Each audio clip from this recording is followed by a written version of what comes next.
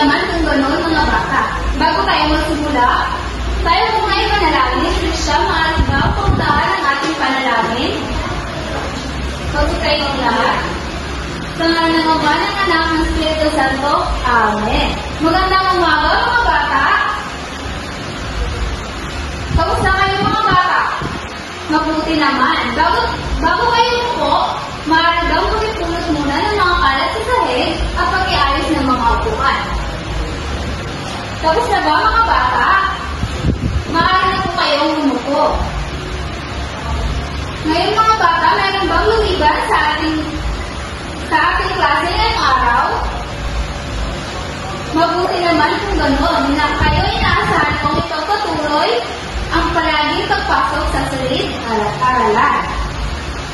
So bago natin umpisa ng ating talakayan mga bata, basahin muna natin ang ating classroom alituntunin sa loob ng paaralan. Ang una ay umupo ng maayos.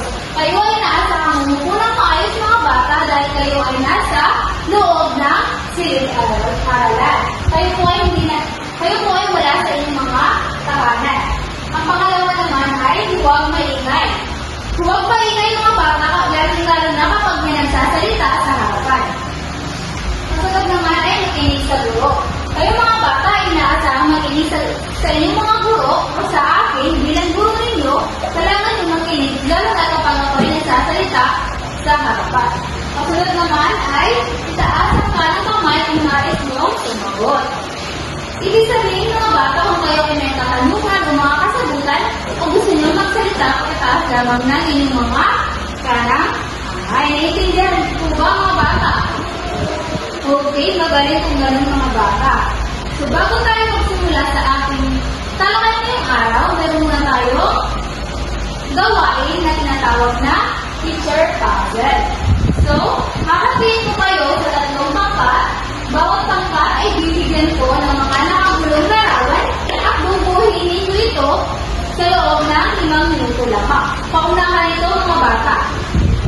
Ang unang makakabuo ng binulong mga larawan ay makakatanggap ng nalipala sa pagtatapos ng ating talakayan ngayong araw. So, narito ang mga nakagulong larawan. Ito ay ang pangkat. Kayo ang pangkat 1, pangalawang pangkat at pangatlong pangkat. Maaari na po kayo magsimula mga bata. Tapos na ba mga bata? Mabuti naman kung gano'n. Napakahusay mga bata, palagpakan natin ang ating mga sarili. Pero bago tayo magsimula mga bata, sa inyong palagay, ano nga ba ang pinapakita ng larawang ito? Ano din yung napapansin sa larawan mga bata? Magaling mga bata. Ang mga bata ay may nagigitara, nagpiano. Sila ay gumagamit ng mga instrumento. So, batay sa larawang ating pinakita mga bata, ano sa tingin nyo ang ating talakayan sa araw na ito? Okay, magaling. So, ang tatalakayin natin ngayong araw mga bata ay tungkol sa pagpapaunlad ng sariling kakayahan, talento at hilig ng may paggabay ng pamilya. Ngunit bago tayo tungo sa ating talakayan, natin muna ang ating layunin sa umagang ito. Maaari bang basahin mga bata? Una ay tutukoy ang iba't-ibang sariling kakayahan, talento at hilig. Pangalawa, naisasagawa ang pagpapaunlad ng sariling kakayahan, talento at hilig. At ang pangatlo naman ay may paliliwanag ang kalagahan ng paggabay ng pamilya sa pagbubuk ng tiwala sa sariling kakayahan, talento at hilig. So sa katapusan ng ating aralin, kayo po ay inaasahang makamit ang mga layunin ito. So ano nga ba ang ibig sabihin ng talento mga bata? So ang talento ay biyayang ibigay sa atin ng Diyos na tumutukoy sa ating espesyal na kakayahan o kagalingan ng isang bagay. So mga bata, ang simpleng pagsayaw ninyo, pagkanta, ay ito ay tuturing na talento ng bawat isa. Dahil ito ay biyayang binigay sa atin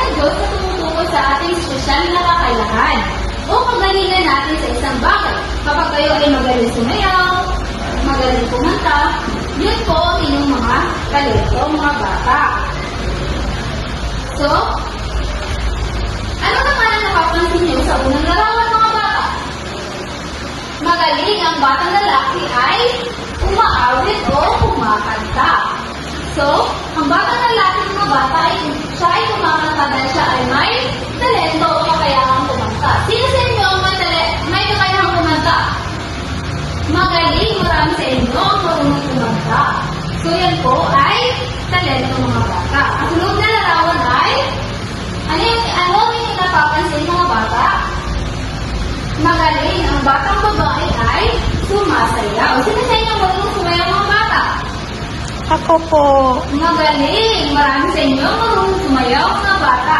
Sino naman ang gusto magbigay ng halimbawa ng pagsasayaw? Okay, magaling, mga bata. Ang kasunod naman na larawan ay, ano ang inyong napapansin, mga bata?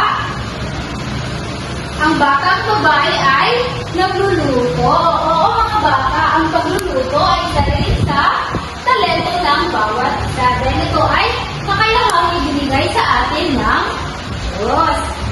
Napakahusay, mga bata.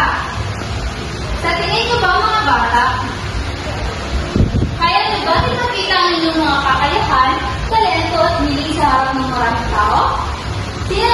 Sino ang gusto sumagot? Yes, Stephanie. Okay, magaling. Mabuti kung gano'n, mga bata. Huwag kayong mahihiyang ipakita ang inyong mga talento, hilig at mga kakayahan sa ibang tao dahil ito ay espesyal na biyaya na binigay sa atin ng Panginoon. Magaling. Kasunod na tanong, mga bata, ganyang palagay, kailangan ba natin paunlarin ang ating mga kakayahan, talento at hilig? Sino gusto sumagot? Magaling. So, may mga bata magkakaroon kayo ng gawain.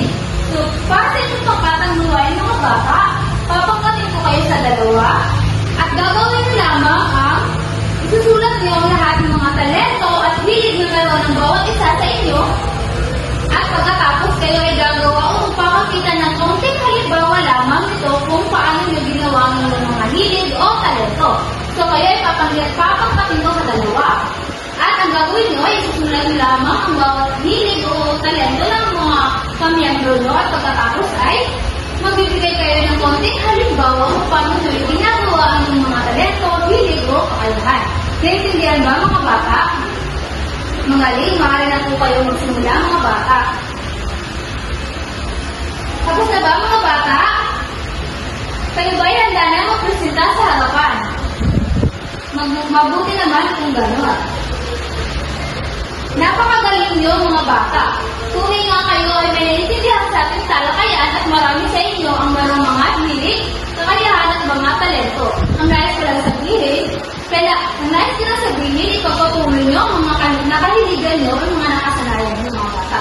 Dahil ito ay nakakatulong rin sa ating mga sarili.